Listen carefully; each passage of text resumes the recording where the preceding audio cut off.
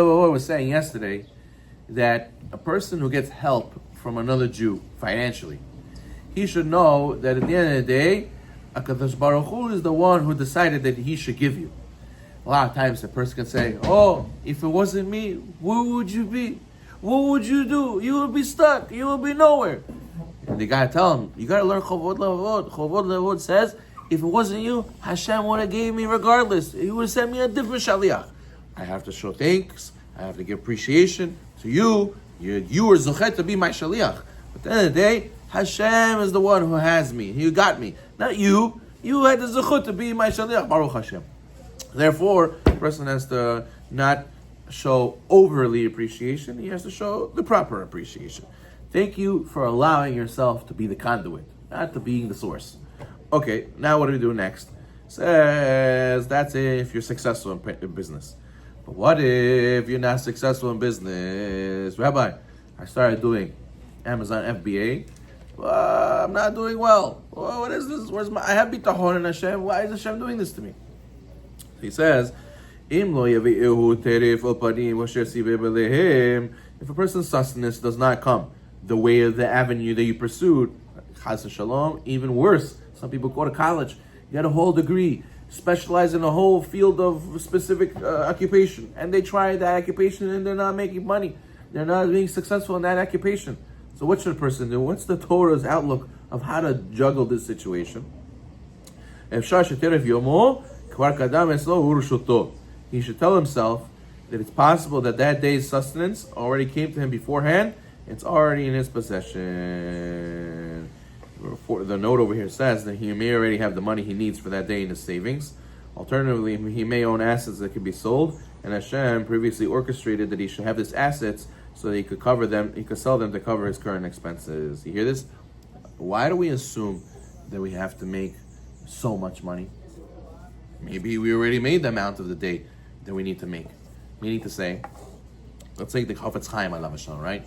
He used to have a grocery store, a little store. He used to open his store. People would come by him. He would make a certain amount of money. He knew how much money he needed to survive. He would make that amount of money. He would close the store whenever he made that amount. Let's say he needed $500 a day to survive.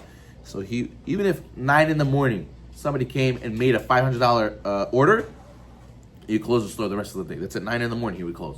Why? Because he believed that whatever I need, that's what I need to make and nothing more. There's no point in trying to make more. That's what Hashem wanted to give me. So therefore he says, a guy who goes to work and he's working and Hashem doesn't make you successful. You didn't break in all that stuff you expected. When you invested and said, I think I'm going to make $1,000. It should make $1,000 today. And you only made $500. And you say, why Hashem? Why didn't it make $1,000 today? Says the Chovot Levavot, maybe Hashem decided you should only make 500. Who says you have to make 1,000 every day? Hashem knows what you need exactly. So he's telling you, you only need 500. Or Hashem says, really, if you don't really need this money, I know you have other assets. I know you have other places that bring in you money. So why do you think this avenue needs to make you money? You already have money from somewhere else. So therefore, a person a lot of times loses faith in Hashem because you assume, and these assumptions cause you to doubt Hashem, and then you did it to yourself. Why are you having these assumptions? Maybe you're not supposed to have that amount. So people a lot of times compare. They see, that guy is making so much money. I'm in the same business as him. Why am I not making the same amount of money as him? You should know, who said you have to assume that you have to make the same amount as the other guy? Everybody's different. And I'm sad. That's the biggest test of our generation. Our generation is, how come I don't have like him? And how come I don't have so much, so fast like the other guy? Right? We see people older than us, 10 years in the business. We're in 1 year, 2 years in the business. Oh, why am I not making like him? Why don't I have a house yet? Why don't I have a car yet? Why I should be a millionaire already? Who says you deserve all that right away? What are you assuming? Calm down. You start slowly like everybody else. So therefore, that's number one. Number two reason why you shouldn't have complaints against Hashem when you're not making money in your business. Maybe it'll come to you in another way. Chovot Levavot says that the person has to choose the right occupation, right? Everybody has a certain personality traits. Everybody has a certain amount of strength. You have to make sure to choose the right occupation. You also have to find an occupation that gives you time to learn, time to pray. So he says that once a person chose a suitable occupation, you should stay with it, even if you're suffering and having losses. You should rely on Hashem, and on Hashem He can provide for any means. So therefore, what does he say over here? He says you should proper him to work with the means and not blame the means, the lack of success, because maybe HaKadosh Baruch Hu is going to give you another way. So therefore, a person shouldn't have complaints against Hashem. Regardless of the way that a person obtains his parnasah, it's proper for you to continue to work what you've chosen and not to slack in pursuing those means. What does people do? People like to jump on the hype train. What's the hype train? Oh, you heard, real estate. Oh, yeah, let's go real estate. Oh, we didn't make money real estate 6 months. Forget this real estate. You heard, Bitcoin. Oh, Bitcoin, let's go do Bitcoin. And then you heard Bitcoin is not doing so well. 6 months he's doing Bitcoin. Forget Bitcoin.